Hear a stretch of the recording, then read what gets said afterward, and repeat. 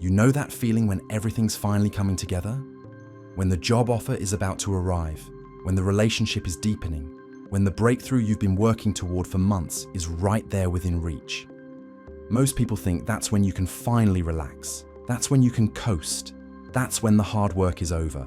But here's what nobody tells you about being on the verge of winning. That's actually when you're most vulnerable. That's when everything can fall apart in ways you never saw coming. And it's not because of bad luck or cosmic interference. It's because of something far more predictable, something that happens inside your own system when success gets close. If you're new to Quantum Horison, welcome to a space where we explore the invisible forces that shape your reality. We dive deep into the patterns that most people never notice, the ones that determine whether you break through or break down. And if you're about to win at something important in your life, you need to subscribe right now, because what I'm about to share could be the difference between finally getting what you want and watching it slip away at the last moment. So what happens when you're about to win? Your nervous system does something fascinating and terrifying. It starts preparing for the unknown. And the unknown, even when it's good, triggers every survival mechanism you have. Your body doesn't distinguish between good stress and bad stress. It just knows that change is coming. And change has always meant potential danger to the primitive parts of your brain. This is why people sabotage themselves right before success. This is why relationships end right before commitment. This is why business deals fall through right before signing. This is why health transformations stall right before the breakthrough. It's not weakness, it's biology. But here's where it gets really interesting. The people who actually win, who actually break through to the next level, they understand something that most people miss entirely. They know that being about to win is not the end of the game. It's the beginning of a completely different game with completely different rules. Let me explain what I mean. When you're struggling, when you're far from your goal, the rules are simple. Work harder, push through, overcome obstacles, stay motivated. But when you're about to win, those rules not only stop working, they become counterproductive. The energy that got you close to success is not the same energy that will carry you through success. Think about it this way. A rocket uses massive amounts of fuel to break free from Earth's gravity. But once it reaches space, if it kept firing those same engines with that same intensity, it would overshoot its target and spiral out of control. Success requires a different kind of navigation. It requires a different relationship with momentum. This is why so many people who get close to their dreams end up more frustrated than when they started. They keep applying the same strategies that worked in the struggle phase, not realizing that proximity to success demands a complete recalibration of how you operate. So what does this recalibration look like? First, you have to understand that your relationship with uncertainty changes dramatically when you're about to win. When you're far from your goal, uncertainty feels motivating. It gives you something to prove, something to fight against. But when you're close, uncertainty becomes this heavy weight. Because now you have something to lose. This shift happens to everyone, but most people don't see it coming. They think the doubt they're feeling means they're not ready, that they don't deserve it, that somehow they've been fooling themselves all along.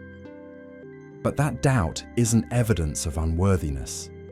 It's evidence of proximity. It's your system's way of saying, we're entering uncharted territory. And here's the thing about uncharted territory. You can't navigate it with old maps. You can't use the same mental frameworks that worked when you were climbing towards success. You need to develop what I call winning intelligence. And winning intelligence is fundamentally different from struggling intelligence. Struggling intelligence says, push harder when things get difficult.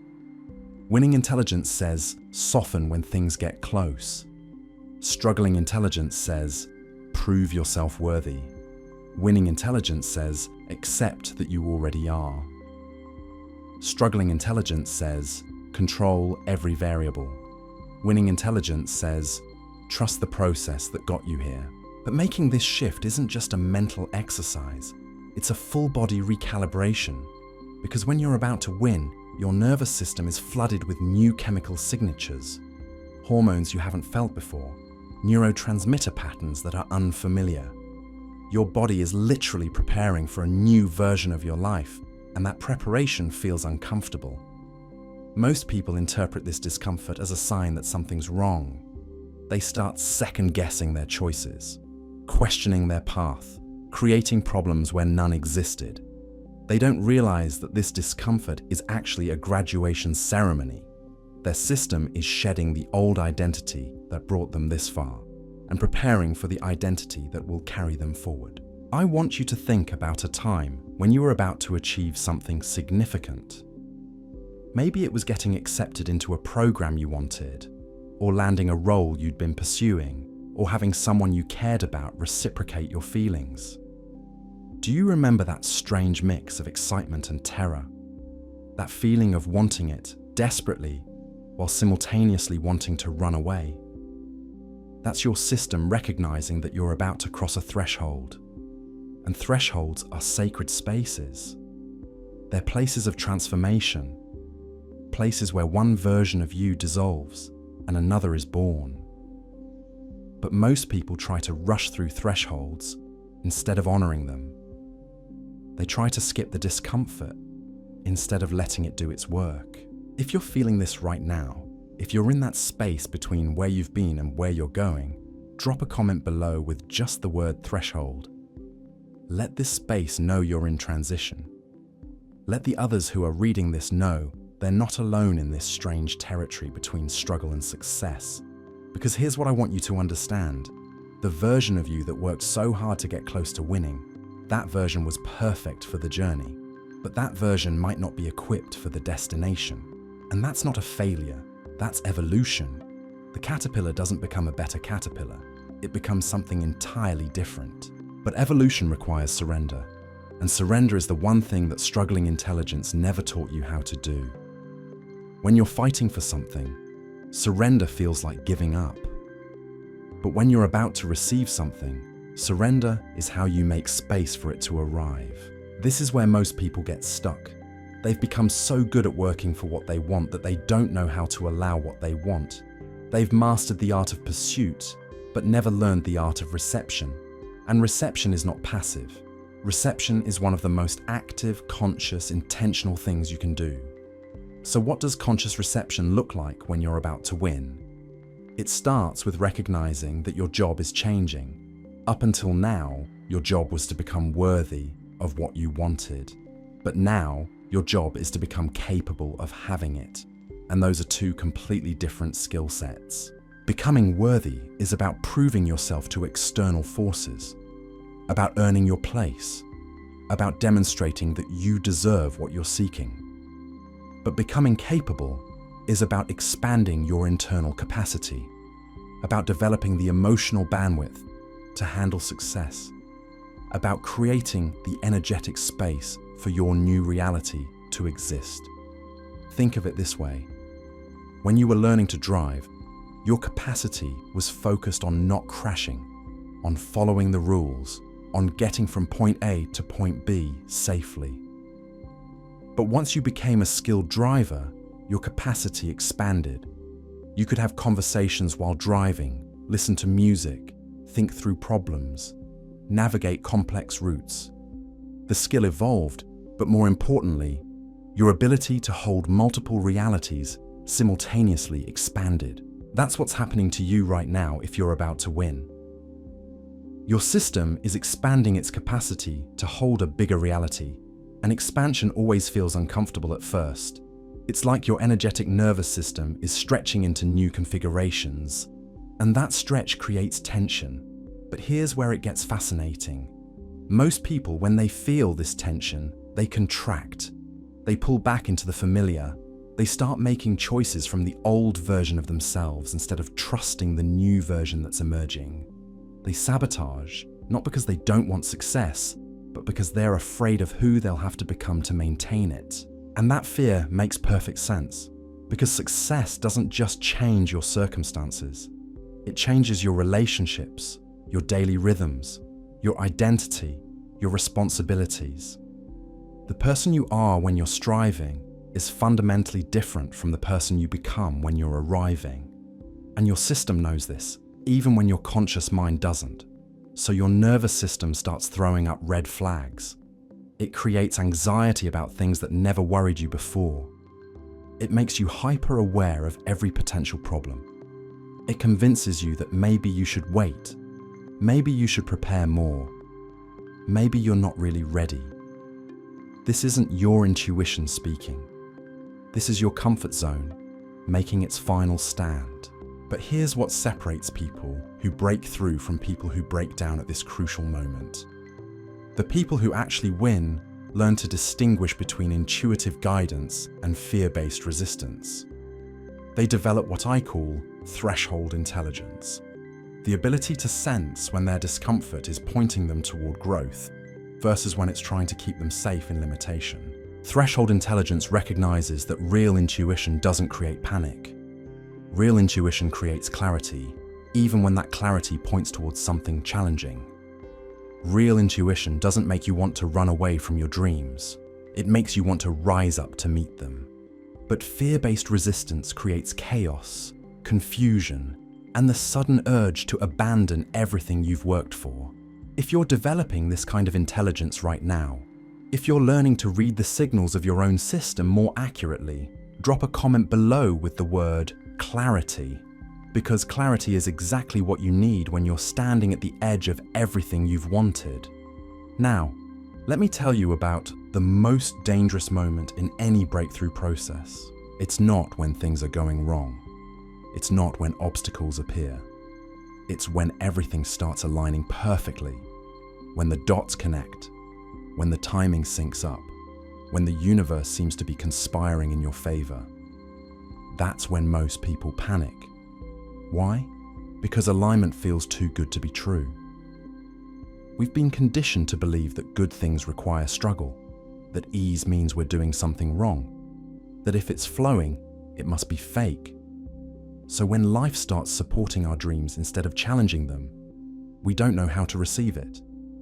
We start creating problems where none exist, just to return to the familiar feeling of having something to overcome. This is what I call success vertigo. Just like physical vertigo makes you dizzy when you look down from a great height, success vertigo makes you dizzy when you look forward into a life that actually matches your desires. Your system isn't used to operating at this altitude. It doesn't have reference points for what it feels like to get what you want. And success vertigo creates some very specific symptoms. You start overthinking decisions that used to be simple. You become hypercritical of your own work. You second-guess conversations and interactions. You notice every small imperfection and blow it out of proportion.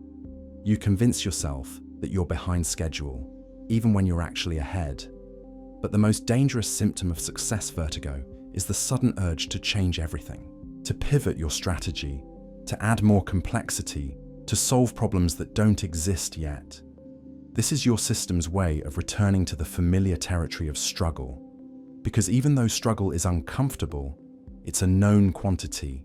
Success, even good success, is uncharted territory. Here's what you need to understand. When you're about to win, your job is not to do more. Your job is to do less, but with more precision. Your job is not to add complexity. Your job is to strip away everything that doesn't serve the outcome you're creating. Your job is not to prove yourself further. Your job is to embody the version of you who already has what you want. And embodiment is not about pretending or visualizing or affirming. Embodiment is about making choices from the future version of yourself instead of the past version. It's about asking different questions. Instead of, how do I get this? You ask, how do I receive this? Instead of, what if it doesn't work? You ask, what if it does work? But the most important shift is from, what do I need to do? To, who do I need to become? Because the truth is, you're not trying to achieve something external. You're trying to align with something that already exists as a possibility. And alignment doesn't happen through force. It happens through frequency. This is where quantum mechanics becomes practical. In the quantum field, all possibilities exist simultaneously until observation collapses them into reality. But observation isn't just looking. Observation is your entire state of being. Your thoughts, emotions, expectations, beliefs, and actions all contribute to the observation that determines which possibility becomes your experience. When you're about to win, you're in a delicate quantum moment. Multiple timelines are converging. The timeline where you succeed and the timeline where you sabotage yourself are both equally available. And the timeline that collapses into your reality depends on the consistency of your observation. Are you observing from the version of you that expects success, or from the version that expects disappointment? Most people, at this crucial moment, start observing from their wounds, from their past failures, from their inherited fears, from their conditioned beliefs about what they deserve. And that observation inevitably collapses the timeline where they fall short. Not because they're not capable, but because their internal observer is still tuned to limitation. But when you understand this, when you realize that your observation is actually creating your reality, you can make a different choice. You can choose to observe from the version of you who already knows how this story ends, from the version who's already integrated the success, who's already expanded into the new capacity, who's already comfortable with having what they want. This is not positive thinking. This is quantum positioning. You're positioning your consciousness in the timeline you want to experience, and then letting that timeline pull you forward into itself. You're not chasing success anymore. You're aligning with the version of reality where success is already happening. And when you make this shift, when you stop trying to get somewhere and start being somewhere, everything changes. The anxiety transforms into excitement.